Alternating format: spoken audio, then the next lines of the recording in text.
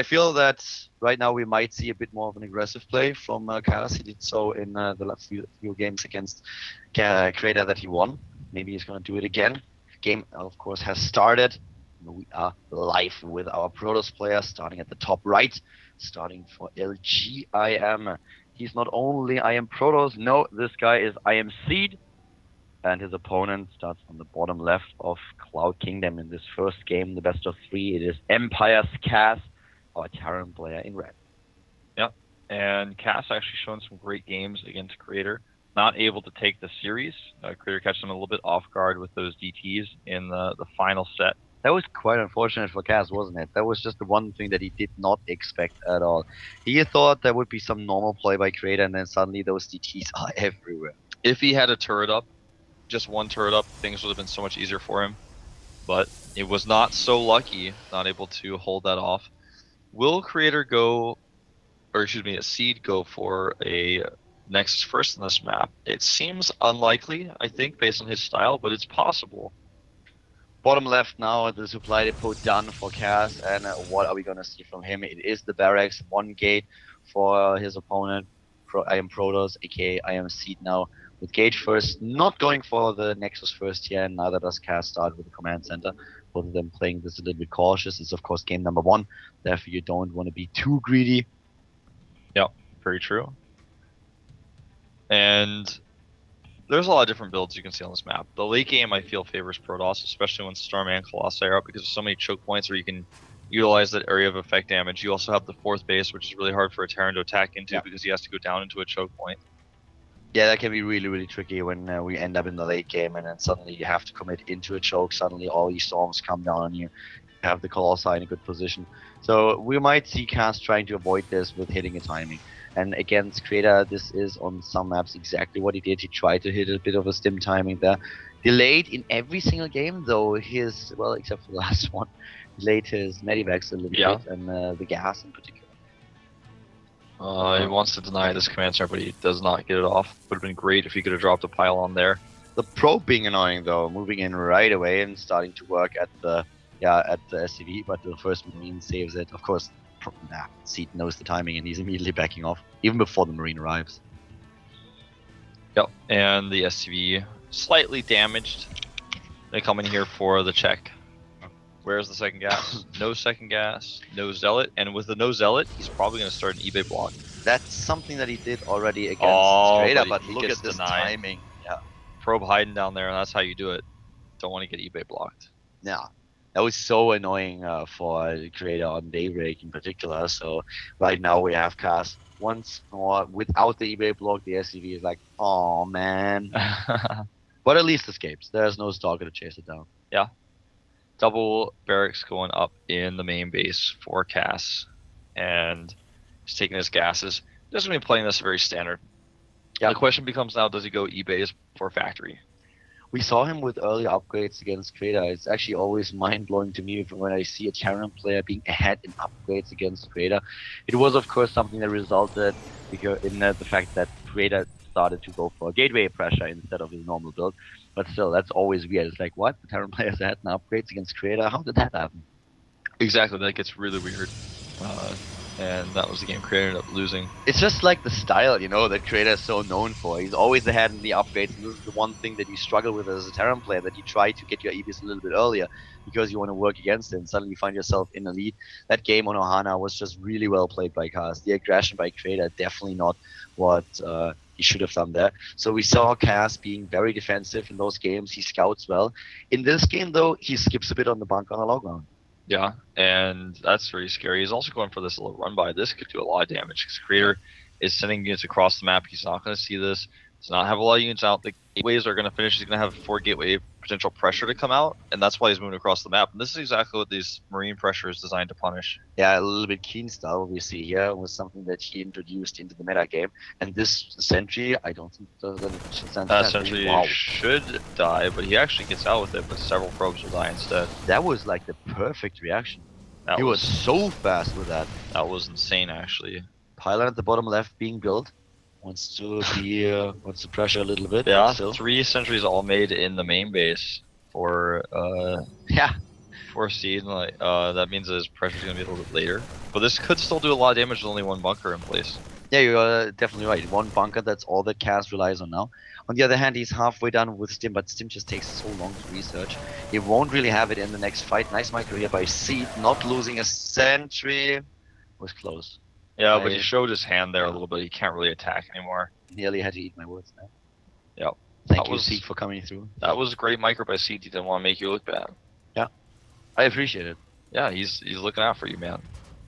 And well, bunker number 2 now. Kaz is like, whoa, I have to be a little bit more careful here. Yeah, after seeing that many sentries, you got to make the second bunker. And I'm a little bit surprised Seed's still moving out. Like he wants to do this because this is just not going to work anymore. Exactly. He has 4 gates and he really tries to go get some pressure going. He doesn't have any tech whatsoever. Whereas Kaz, on the other hand, will he actually will be done with the Stim pack. He's on his way to get +1 attack. And even with Seed being ahead in army supply, I don't think that's... I mean, let's be honest. If Seed doesn't win this right now, can he really catch up to Kaz's No, tech? never. He hasn't even started a robo, so we'll see what happens here. He's going to have to do a lot of damage. And he's trying, man. He's trying. He's moving in, or at least...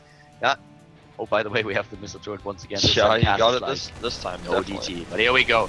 Moving in. Where are those force fields? Guardian shield first. Force fields are in position. Both of those bunkers are dying. The SCVs can't close the distance. Yep, and we had some problems here, but at the same time now, everything is going to be fine, and the sentry falls here. And I gotta say, this is actually ended up being a more even trade than this hardly ever ends up being in this situation. Oh, no concussor Shelby still snipes that stalker, nicely done. But this trade was really good for nobody in particular. I mean, if you think about it, like, I'm watching this and I'm like, oh, that's pretty good. He killed a lot of SCVs and he damaged the Bioforce. And then I'm like, but he's still behind in tech, so it's who really gets ahead here. +1 ready, you know, Stim already done. He has the first few medivacs out soon. I feel like Kaz has a great lead in this game.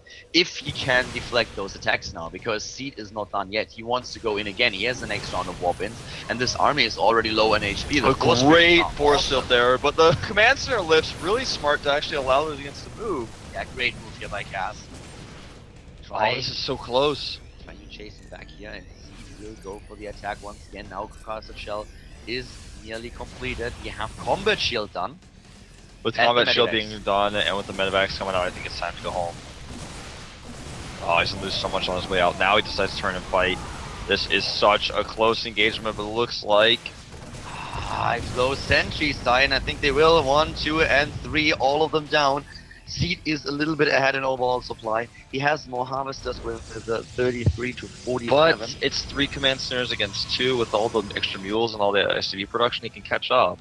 Yeah, the third orbital is not ready yet, but still it will be soon. And then we have the triple SCV production. We have the 3 mules.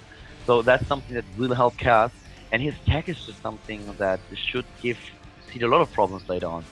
I mean, it's not like only he has +1 armor now in its way. He has the second engineering bay and the armory started. He is on, I think, 4 medivacs, if I'm not mistaken. Let me have a quick look at 3. So now he can start dropping. And it comes down to the question whether the Protoss player here can defend or not. If he's caught off guard with the drop in the main base, this game might end very soon. Yeah. There's the pile on the spot for a drop play, but the Kaz wants to go in, man. He's not waiting. The probe is so lucky here. Well, in the sense that he spotted this, he's not lucky in that he just got killed by that Marauder. This gives, though, Seed enough time to react. A miscontrol on Kaz's drop. Yeah, that medivac pilot was definitely drunk, dropping them on the low ground instead of the high ground. But here we go, now trying to move in. Guardian Shield is up, the other force fields, and Kaz backs off. Creator getting that blink out now, and that Marine is so lucky. Yeah. What was that medivac pilot, man? Yes, he was really, really drunk. I mean, dropping them on the low ground there. The Marines pop out. The Marauders, they're like, oh, I don't really get it. Like, there's not a lot of zealots here. I'm not trying to just fight from the low ground. They're looking at the cliff and they're like, oh man, really? Get the ropes out, start climbing up. Templar Archive now is a follow-up for Siege, who does not want to go into Colossus. Yeah, he's totally cutting them out. Yeah, instead he wants to go. But look at the production tab. You see Kaz actually already has the Ghost Academy ready and prepared for this. So funny, the Ghost Academy is done before the Templar Archive. And also the upgrades that he's getting now. ready for drop play at the natural, and he has the 3 medivacs to the top left. So. Uh-oh, here we go. This could get nasty, Wolf. It certainly could. The drop comes in here, taking out several probes. He's even going to be able to get some of these pylons. The warpins here are not very useful, and this is only just one of the attacks. He's going for another prong in the main base with multiple medevacs. Yeah, the main base attack started now. The timing maybe not perfect, but still he can do a lot of damage here. There are Stalkers with the medivacs, and of course the Marauders here to back them up. That's going to be really difficult for him to deal with. Focus is down, a lot of Harvesters. The worker count is now highly in favor of Kas. 58 to 40 and the additional mules. Yeah. Well, it looks like his drops will finally be cleaned up, though. At the natural, we still have one medivac alive. Yep, medevac barely gets out with 32 hit points, but the units inside the medevac not so lucky, and the Stalkers target that medevac down. This is Creator, I feel, playing catch-up, but playing it well. He needs a third base, or he needs to figure out how to attack with his +2 armor and charge. The economy is so awesome for Kas. I feel if Kas knew how low the Protoss player now is on Harvesters, he wouldn't even bother with the additional SCVs and just get his army up. Yeah. Because the only chance that Seed has right now is to attack immediately. He has the better army supply.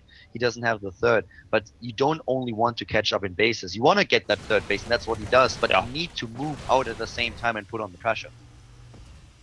Now, Seed moving out, and we have Storm going down. We got a lot of Templar coming down here, but this attack right now, right here, he's got charge, he's got +2 armor. This is his moment right before Kas has 2-2, but the Force Fields here work a little bit against Kas. Yeah, or rather against Seed. He has to go, Kas that is, and now he's catching up in army supply, and he's catching up fast. This third base is cute that Seed is currently getting, but still he's falling behind. And if you just look at the resources lost, Kas gets the better engagements here. He's still far ahead in the Harvester count, and the additional mules just make matters worse for Seed. So, looking at the amount of ghosts that we have coming up for Kas, he already has 5. He gets the additional 1. The upgrades are on 2-1. It's gonna get really difficult for Seed to get good engagements here. Yeah. And look at the armor upgrade coming out for Seed. Yeah, he's got that, but his opponent's getting 2 upgrades at once. And the armor is going to counteract for a little bit of the +3 attack, but the +2 armor is going to finish. Then he's going to be able to start +3 armor as well. You raise a really good point here. There is only one forge. Yeah. Even with the 3 bases that he has, there is no double forge, so he is relying on one forge to get the upgrades, and he's not even chrono boosting it properly because he's just so busy trying to stabilize. And that's only armor. He has no attack upgrades whatsoever even started. Yeah. He's falling farther and farther behind in the upgrades, and that's not going to work well for him, especially since Kas does not only have the upgrade lead, but by now also the better army composition and a lot more army supply. Yeah, he's got everything stacked in his favor. The only thing I feel that can save Seed is some really good psionic storms, perhaps. If he gets those storms at the choke points that we talked about, if he's able to if Seed is able to force an engagement on one of the choke points, and then suddenly those High Templar come in, the ghosts not maybe close enough, and then the storms go down, maybe, but it's not going to be easy. We have a double robo going down for Seed. Looks like he really wants to get Colossi out suddenly and try to switch attack because he sees his opponent with so many ghosts, but it feels like it may be a little bit too late. Here we go. We cannot engage here. You cannot actually get this. But that storm with the forces there, that's exactly what I'm talking about. That's one way he can maybe get himself back into this game. Wow, that was James Bond High Templar sneaking in from the side, sacrificing his life though. A few zealots here at the 4th base, doing a lot of damage. Yeah. So many units lost, and another hold here, but good EMPs. And that one actually, oh wow, so many units hit by that EMP, and that's too much. Seed can't hold this, I don't think, but there's a lot of cans at the top of that room with a few storms. Maybe, just maybe, he gets a few key storms. There's one, but he gets pulled back. Nah, he charges up the ramp, he has the stim, and that is just not enough for Seed. Kas is losing a lot. This is definitely not the best engagement for him, but with all the army that he has, it's not gonna matter. Not gonna matter at all. GG.